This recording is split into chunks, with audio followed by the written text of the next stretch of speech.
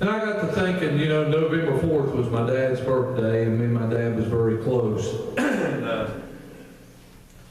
Dad, at the age of 36 years old, was an alcoholic. And that was in 1962, and I was born in 1964, but in 1963, the world changed at our house. How many knows where Hill's department store used to be? Some of you smell popcorn right now. You get ready that used to be just a slate dump. My dad run a garage, so old garage smells and old dirty rags and old grease. I know what it's all about. I was raised that way. And I thought about a man stopped by the name of Lilly. What a good name, Lilly. He had a brand new 1962 Chevrolet car, black with red interior, brand new. And he stopped by. It didn't need work on. And he asked my dad, he said, Mr. Lilly, would you like to go to church with us on Sunday, you and your wife and your two boys, which was my two older brothers? He said, I'm not really interested in church. Well, I'm glad Lilly didn't stop right there. He said, do you care if I go up and ask Miss Lilly if she'd like to go and take in boys Sunday night? My dad said, you can go up there and ask the old lady anything you want. Willie went up and he asked Mom, he said, Miss Lilly, would you like to go to church with us Sunday night? She said, I sure would.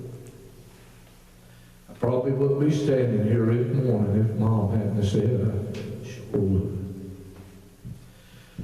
That weekend, it was on Saturday, and they was going to fly a helicopter over that property over there where Hills used to be, and they was going to drop ping pong balls.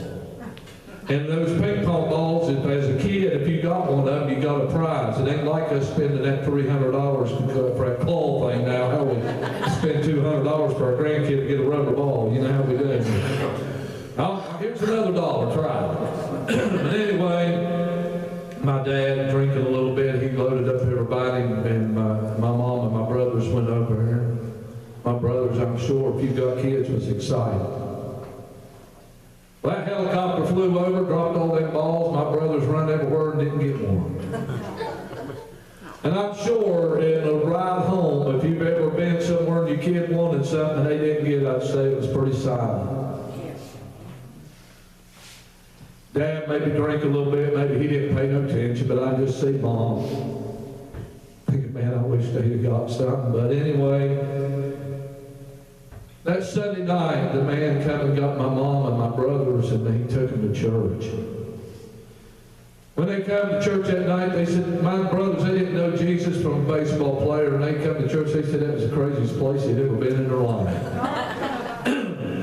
People was praising the Lord, people was singing, people was crying, people was knelt at the altar, people just having a glorious time back then, and they thought, what in the world did Mom bring us to tonight? Well, that night the greatest thing happened. The preacher preached and my mom gave her heart to the Lord.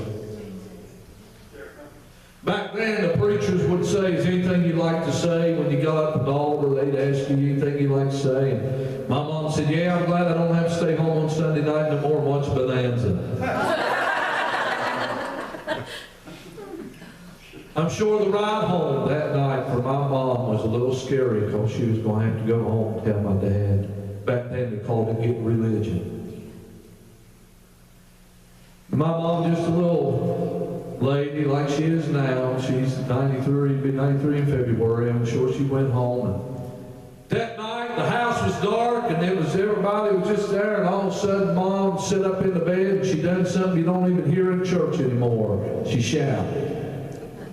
Scared Dad to death. He thought the house was on fire. He turned on the light and he seen a little woman sitting up in the bed with tears just flowing down her cheeks. And he said, what in the world was wrong with you? She said, the greatest burden was lifted off of me tonight. I gave my heart to Jesus. My dad was a good man. He would have gave you the shirt off his back. He helped a man who was on his deathbed across the road. He was helping take him food. And that man was complaining about his feet being on fire. And my dad always thought when he died, the man went to hell. And he was already experiencing some of it there. And my dad went to that funeral, and the preacher preached a message about having assurance. If you die today, you go to heaven. Not insurance, but assurance. If you leave this world, and that's for you today too, are you sure everything's right with you and the Lord?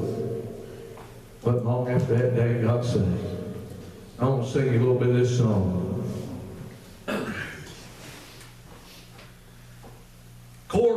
Beer was a quarter. Saturday night, Dad would start searching through his pockets and rattling his chains, and he'd go out and drink, spin gravel on my mom.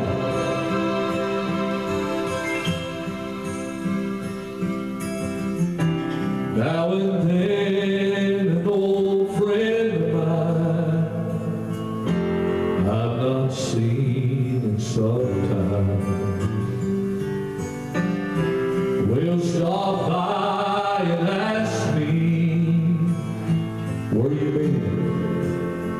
What's on your mind? They wonder why I'm not drinking, not painting that old town red. I tell them I'm serving Jesus now, and the old man is dead.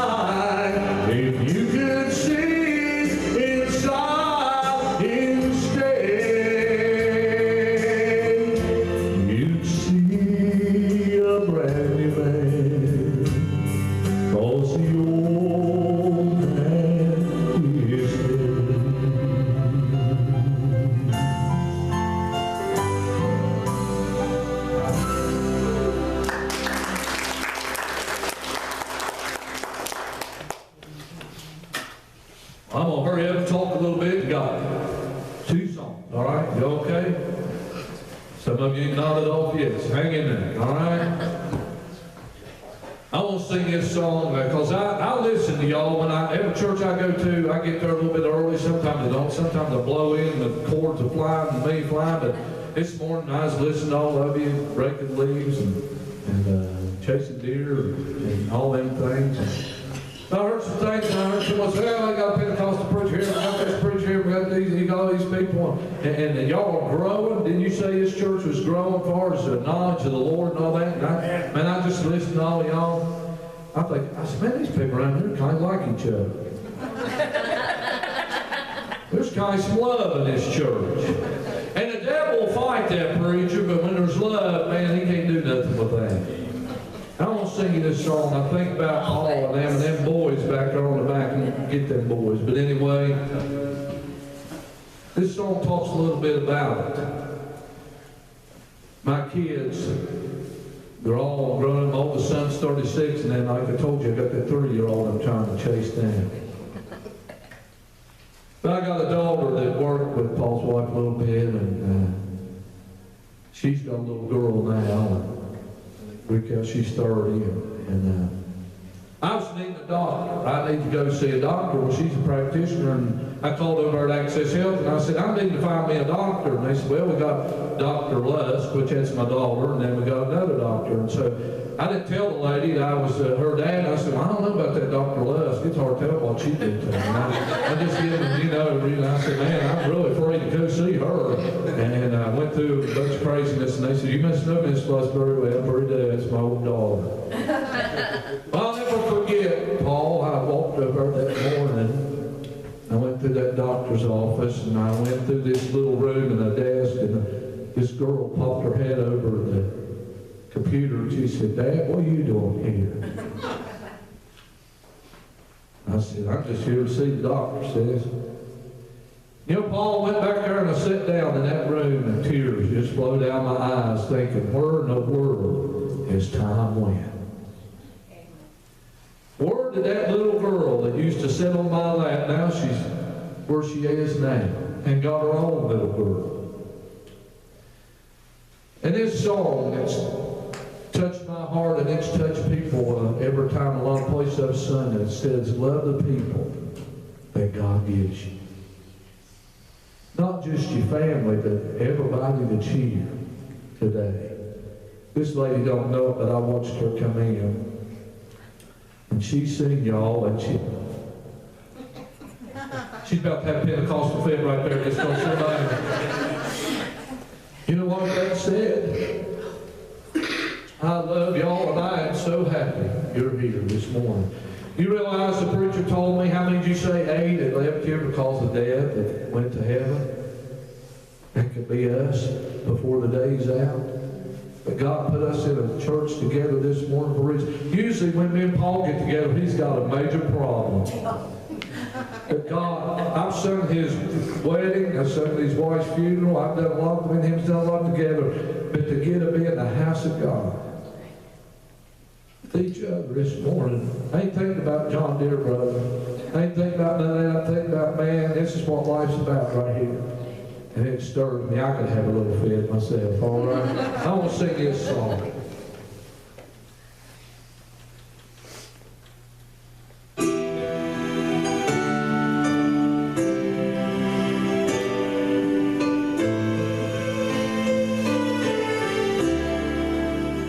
Got a call this morning. Can't believe he's gone. Thought he'd be here forever. One more time, time proved me wrong. It was just a week ago. Thought I should call and say hello. I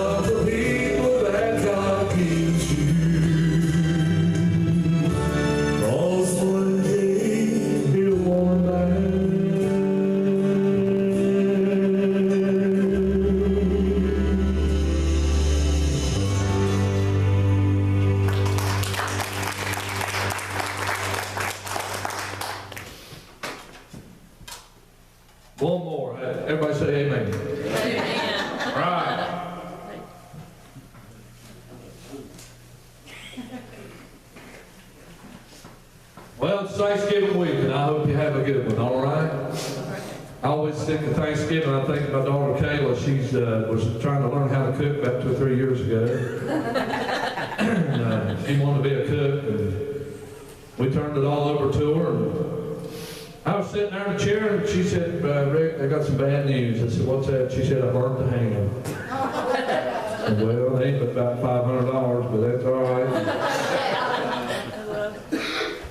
She said, I got some more bad news. I said, what's that? She said, I got a chicken instead of a turkey.